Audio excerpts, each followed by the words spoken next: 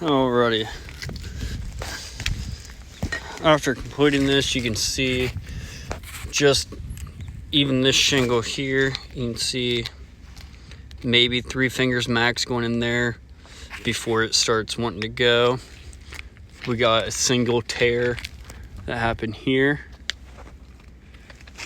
That's just from the lift because of how, and that shingle is completely unsealed all the way down, and it still just gave.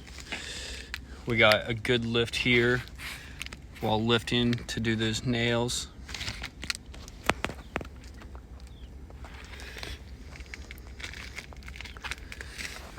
And then right here, you can see where the creasing was happening here.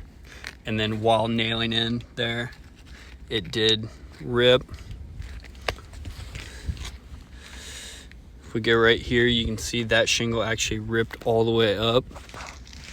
And that's just because of the stiffness of these shingles. I can't even get to maybe a 30-degree angle there. Another rip right there, there. There, we got some creasing happening right here.